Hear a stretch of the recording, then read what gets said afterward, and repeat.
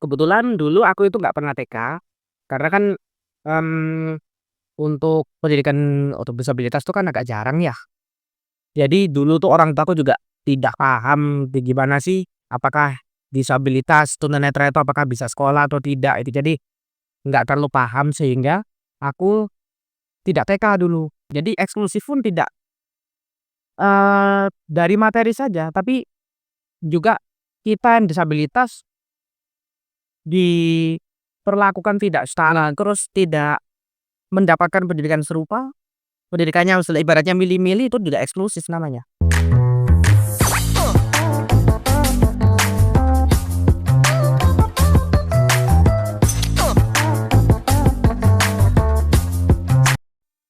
Halo, selamat datang di podcast kami.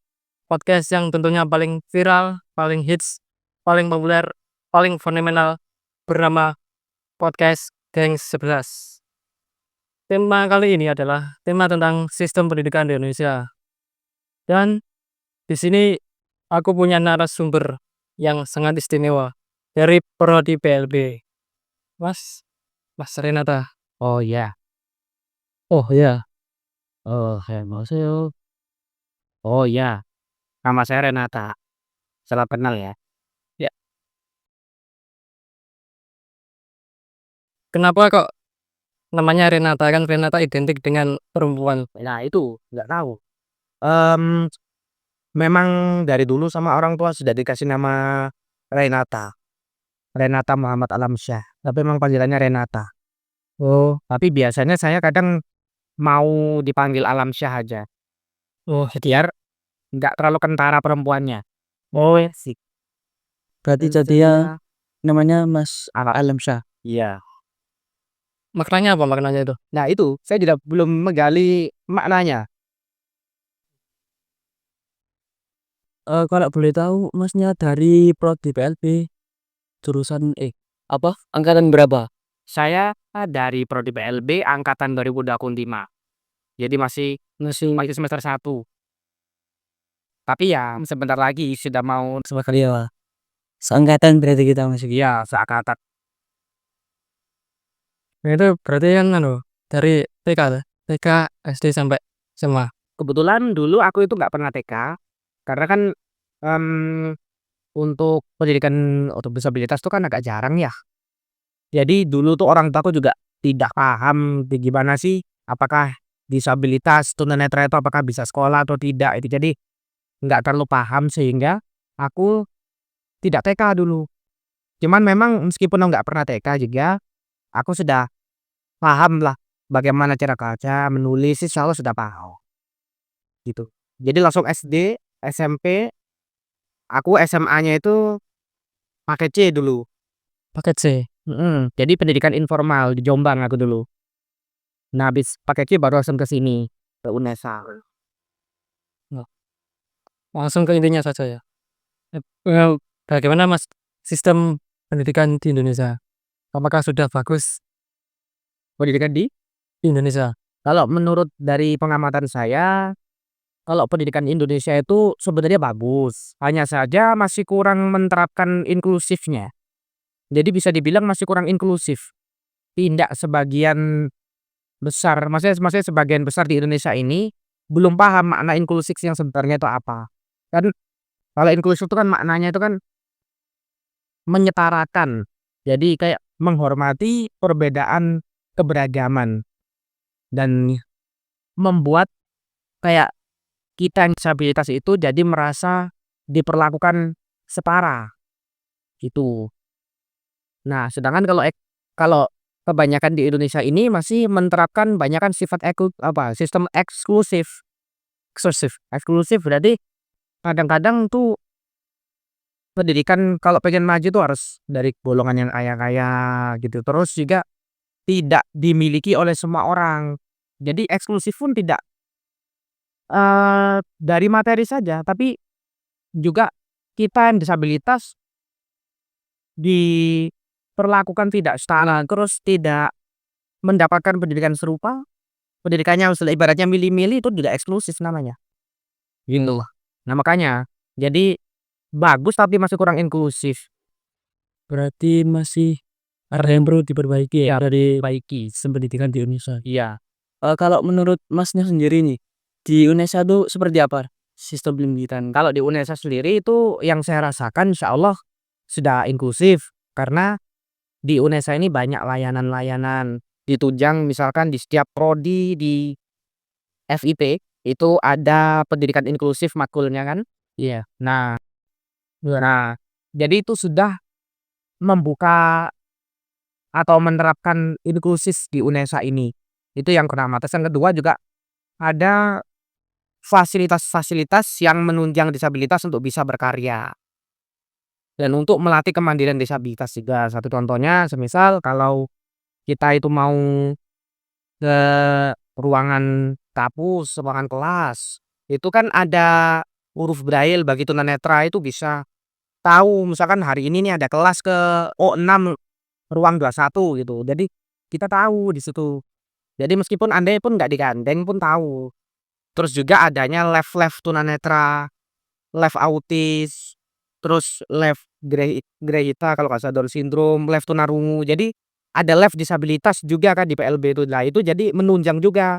Akhirnya orang-orang pun yang belum pernah tahu tentang apa saja yang dibutuhkan para disabilitas untuk mengemban pendidikan, nah akhirnya jadi tahu di situ. Kalau lev tunanetra di situ ada alat-alat yang mempelajari tentang tunanetra. Jadi kayak ada tongkat tunanetra, alat berhitung tunanetra, huruf braille dan lain sebagainya itu ada gitu. Kalau pengalaman Masnya apakah, kalau di perkumpulan atau di sebuah pertemanan, lingkup pertemanan apakah Masnya, maaf ya, dikucilkan apa bagaimana gitu? Eee, Alhamdulillah kalau di lingkup pertemanan, itu saya tidak pernah merasa yang namanya dikucilkan, selama di UNESA ini. Aman. Ya, jadi kalau dulu, sebelum masuk UNESA itu banyak orang-orang yang mungkin mengucilkan atau apa, karena belum paham kalau kita yang disabilitas itu punya kelebihan, gitu. Jadi mungkin stigma di masyarakat itu masih bertahan sampai sekarang. Tapi kalau di UNESA alhamdulillah saya sejauh ini, setengah semester ini sudah mau habis, itu saya nggak pernah merasa yang namanya dikucilkan. Semua saling support, saling, Ya, saling support gitu. eee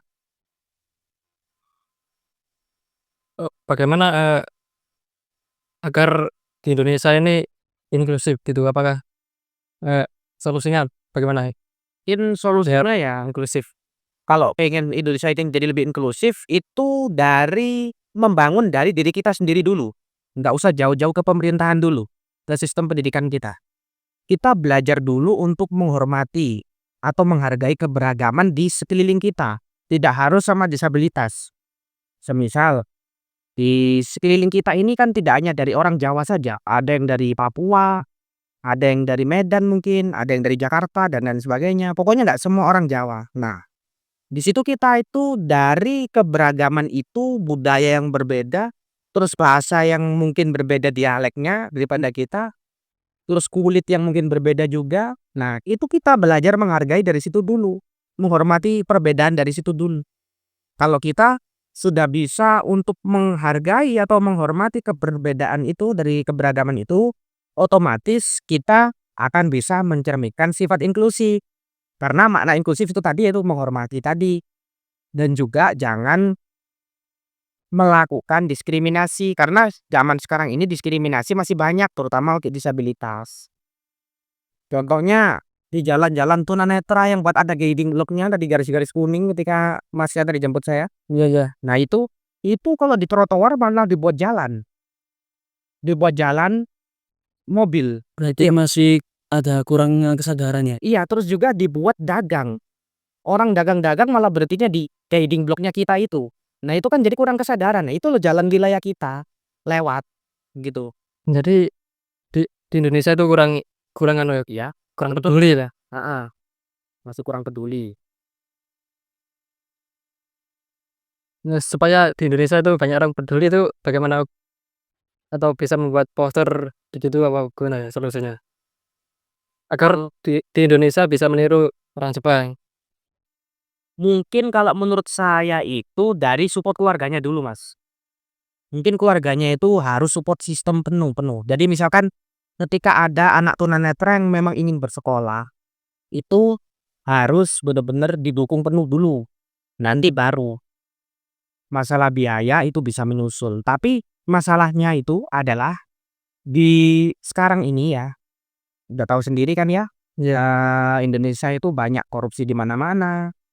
Ya itulah sehingga makanya untuk mengemban pendidikan tinggi itu sekarang sulit, karena dananya sudah masuk ke itu, gitu loh kan ya. Nah itu biayanya. Paham. Nah itu kalau untuk bisa membuat seperti Jepang kayaknya agak sulit, karena orang-orang yang seperti itu belum bisa diadili. Jadi mungkin untuk solusi saya ya, yang penting itu keluarganya dulu mendukung. Nanti masalah gimana-gimana itu bisa ikhtiar ya. Keluarganya mendukung jadi kayak disekolahkan dulu yang tinggi, terus juga berusaha untuk yang penting itu harus ada modalnya dulu, Mas. Dukungan penuh itu utama tuh, baru bisa.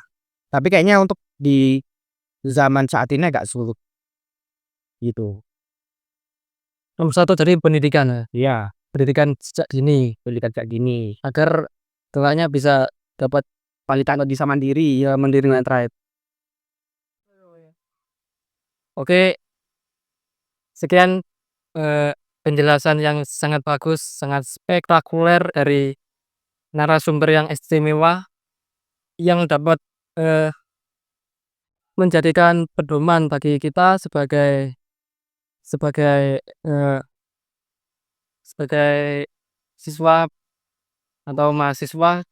Saya sebagai mahasiswa bisa belajar tentang sistem pendidikan di Indonesia dan eh, sistem kerjanya supaya supaya inklusif. Jangan lupa untuk terus saksikan video saya di episode selanjutnya dengan narasumber yang keren. Oke, terima kasih, Mas. Ya,